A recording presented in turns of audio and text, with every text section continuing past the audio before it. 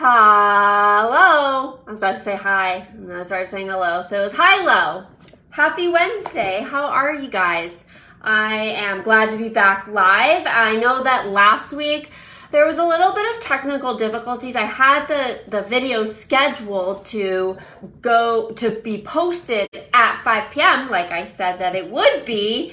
But I don't know if maybe I wasn't connected to internet at the time. Something wonky happened. So I apologize that it didn't go live at the time that it should have. But I hope that you were still able to watch it and get some value from that. Not feeling overwhelmed, because the anxiety of overwhelm is not the best for long-term success, right? Because we don't do anything at all. So I wanted to do a Q&A today. Normally, we put out the questionnaire or the discussion question on Tuesday, which I did. And we got a question on there. I got a couple questions that I pulled from other places as well that I have been asked before. So I've got a good little list of about 3 questions for you, 3 or 4 questions for you guys. Now, if you are watching this live and a question pops up, please just type it in the chat box or the comments section or whatever. And then if you're watching this as the replay and a question pops up, same thing, and I'll answer it. So let's go ahead and start with the first question, and that has to do with being cutting weight for a powerlifting meet. So he was saying that he was cutting weight for a powerlifting meet and now would like to maintain this new lower weight and wants to kind of know how to do that. So I really wanted to first bring up, this is applicable whether you're cutting for an event, like a powerlifting meet, or if you've been doing some sort of diet, whether that's like kind of fad diet, restricted diet, something like that, or a structured, calorie deficit that we've worked through with your macros, any sort of weight loss phase. We need to follow that by a recovery phase, because if we've been down, your body's now, you've lost weight, you've been in this caloric deficit, whether that's through a diet or through macro tracking or through just eating, less or whatever, however you've done it, your body has lost weight because you've been in a caloric deficit, which is great. But if you all of a sudden stop doing whatever you were doing and you go right back up to where you were before, then your body is not going to respond favorably and you will gain weight, which if you've been working hard to lose weight, of course you don't want to gain that weight back. So we must do a recovery phase, also known as a reverse diet. So it can be a little bit, maybe, I do have a full video on reverse dieting if you want to go watch that in the guide section. However, if you've been now low here to cut weight, we need to heal your metabolism, recover that stress that your body has been under, but slowly and methodically back up to a more manageable calorie intake so that basically you can maintain this new lower weight while still eating more food. Because just eating the bare minimum like you were doing to lose that weight is not realistic, it's not sustainable, it's not a quality of life. So what that means is I would recommend basically every week increasing your calories by a little bit so that we can reverse diet,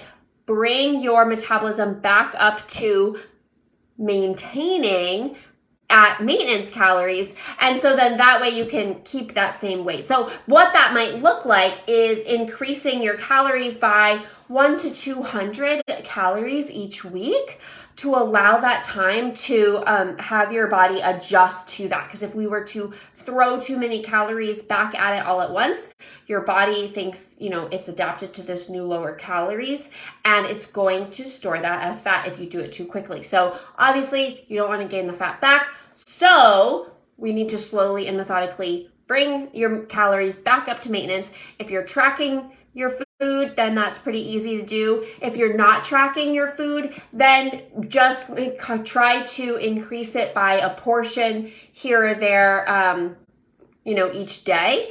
And then over the course of several weeks to bring you back up to what you were normally eating before. Does that make sense? So that was part one of the question.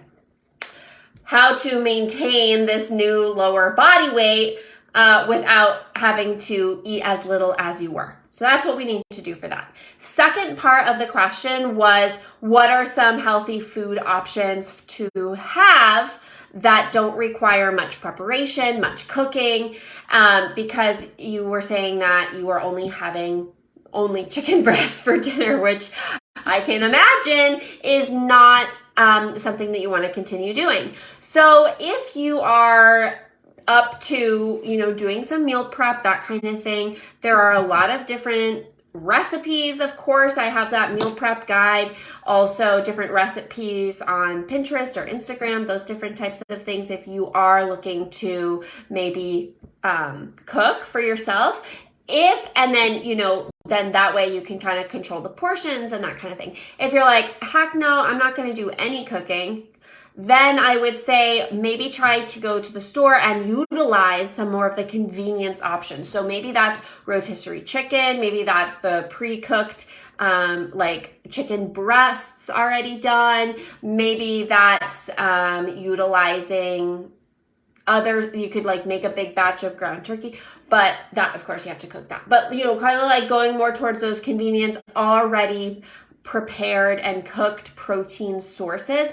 And then to that, you can go to the already prepped produce section. I always recommend that for people who don't want to take the time to wash and chop veggies, or time is a thing, convenience is a thing. And yes, those prepped veggies over in that section are going to be a little bit more expensive. But if that's the difference between actually eating them and not, then I would say that's a pretty good option. Now, if you're looking for some healthy carbohydrate sources that don't require much preparation, there are those little packets of rice, quinoa, and they're like already cooked. You just have to heat them up in the microwave. So that could be an option if you're trying to build your balanced plate, right? We've got protein, veggies, and some healthy carbohydrates. And then just keeping maybe like a mental library or even writing down a list of your go-to food options that you enjoy, that are easy to put together,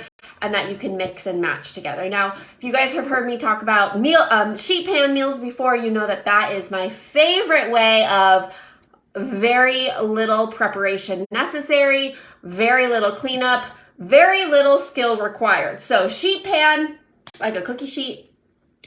I have my earphones in, and I feel like I'm yelling. So, but I don't know, maybe because I'm like trying to overcompensate because, like the earphones in there makes it quieter when I'm hearing myself talk. Anyway, I hope that it's not too loud. I'm not like screaming in your ear. So anyway, we get a sheet pan, like a cookie sheet, line that baby with tin foil so you don't even have to wash the cookie sheet. And then basically you use your cookie sheet as your different compartments for veggies, protein. You can even do your complex carb on there. So for example, that might look like broccoli and sweet potatoes and chicken breasts. That might be asparagus and regular potatoes and salmon. You can do all these different combinations. And then what I do is I just spray the top with some nonstick cooking spray so that way your seasonings stick to it, but you're not drenching it with oil, so that keeps it lower calorie. You can control that a little bit more. And then you just bake it until the protein is done. Maybe the veggies aren't perfect, but at least the protein's done. And then that's a super easy way. That's always my go-to when I am short on time, don't know what to make. And like I said, it requires very little skill. You can get different seasoning blends because they have them already blended up. Mrs. Dash is great. You can also get the store-bought kind or the store brand kind. You spray your veggies and your protein with the nonstick cooking spray, sprinkle your seasonings on top, bake it, and then it's done. So if you're kind of wanting some of that low maintenance, very easy, little skill required meal ideas, that's what I would recommend. And then of course also like look at different recipes. Now if you don't want to do any cooking, go more towards those convenience items like I said. I should do another video on how to pick healthy meals when you're eating out. Would that be helpful? Would you guys let me know in the comments if it would be helpful for me to do a live video like this on dining out and how to make good choices that way? I think that'd be a good one, but let me know if you want to hear that. All right, so moving on to the next question that I grabbed from a client that I was working with because we didn't get a lot of response, people. How am I supposed to know what you need to learn about if you don't tell me?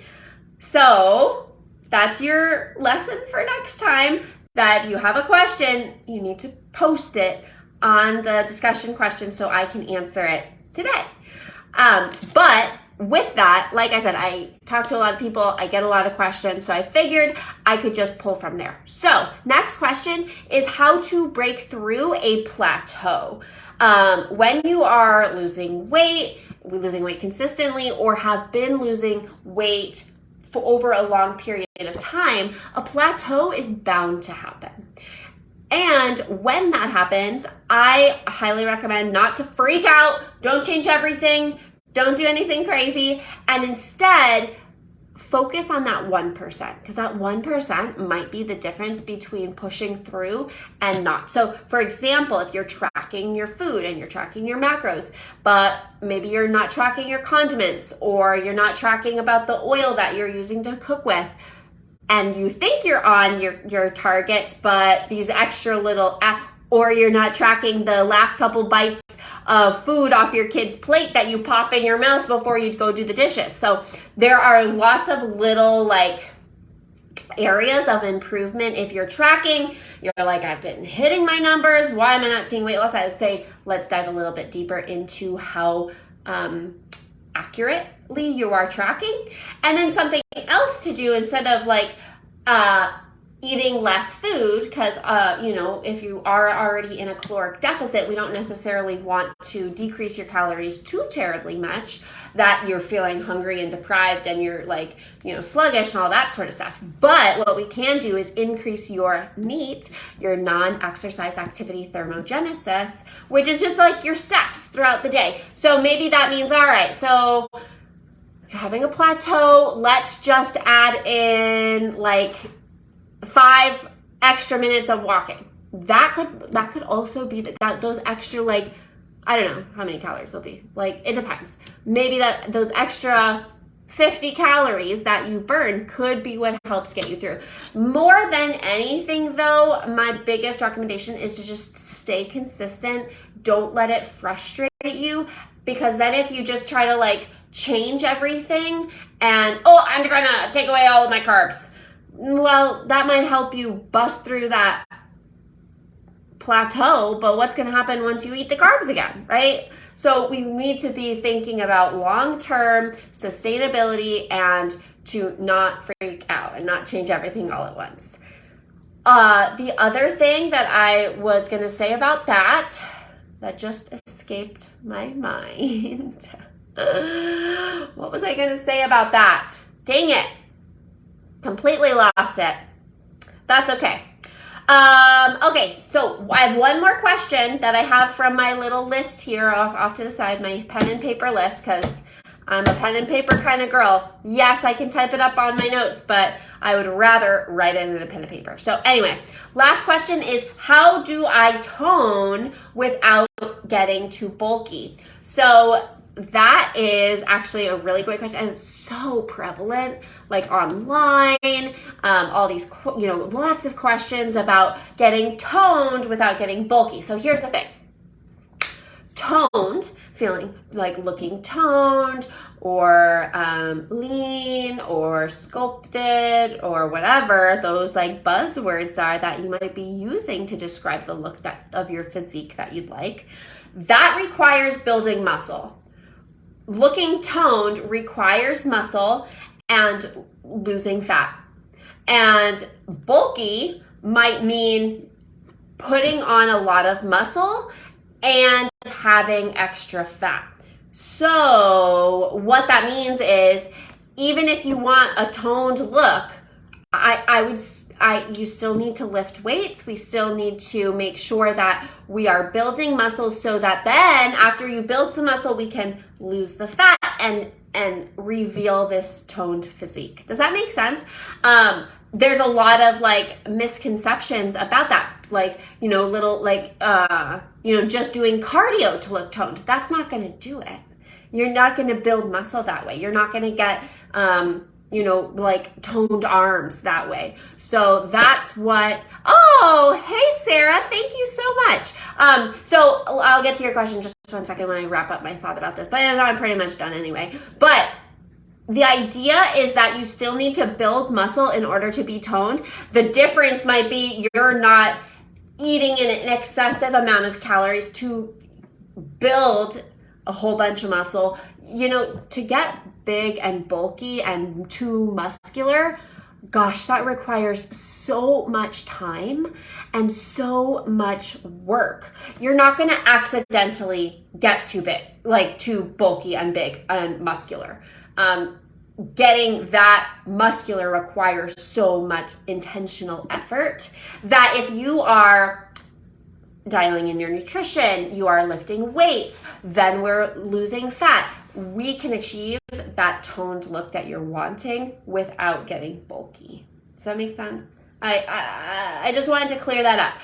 My recommendation, I think everybody should be lifting weights. If it's like, safe for you, given your history and medical conditions and all of that disclaimer stuff. But women can benefit from lifting weights. Men benefit from lifting weights. Older people benefit from lifting weights. Younger people to look toned, to look sculpted, to build muscle, to lose fat, to eat more food, like all of these things that you might be wanting to do. I think you should be lifting weights. But we have to remember what is actually realistic. And so oftentimes if we're just starting out with an exercise goal or a movement goal, going into the gym and lifting weights every day is not realistic. So we're not going to start there. But that's a whole nother conversation. So, all right, let me read Sarah's questions. Any recommendations for avoiding loose skin when wanting to lose a lot of weight? I was just talking about it, lifting weights. I cracked myself up. Actually, but it's so true. I do recommend that you lift. Now, of course, here's the thing. It's not going to solve all of the loose skin, of course, but it helps to not only build muscle to tighten the skin, it also helps to stimulate collagen production, which helps keep skin tight. So for those two main reasons, that I would definitely recommend weightlifting. And also maybe supplementing with collagen, making sure you're getting enough protein in general in your diet, and eating vitamin C rich foods because vitamin C helps the production of collagen. So with that, I actually do have an affiliation with Modere, which is it has like a really high quality liquid collagen that I can link for you if you're interested in that. It gives you $10 off. So that's something to look out for. I'll put in the comments. And I'm so glad you can see it. I get so pumped up. I don't mean to be yelling, but I just get so excited. So lifting weights, getting your protein, maybe supplementing with collagen. And if it's like so much that you still want to do something about it, that you feel self-conscious about it, that could be a conversation with, in a med spa, maybe they have some skin tightening procedures, or maybe that, any sort of plastic surgery to remove some of the skin. But I know a lot of med spas where they do like different laser treatments and stuff. That might help too. Not my area of expertise though. Okay. All right. Do you have any other questions before I pop off? Because I answered the 4 that I had from my archive over here. I answered your live question. I will link that collagen if you're interested in that. But any other last minute questions for me right now? Okay, as always, let me know what you want to learn about. I think what I'll put on the list is going to be eating out and nutrition tips for dining out while still like losing fat. So you are so welcome. Have a fantastic rest of your night, everybody. And thanks for being here. Thanks for participating. And I'll see you next week.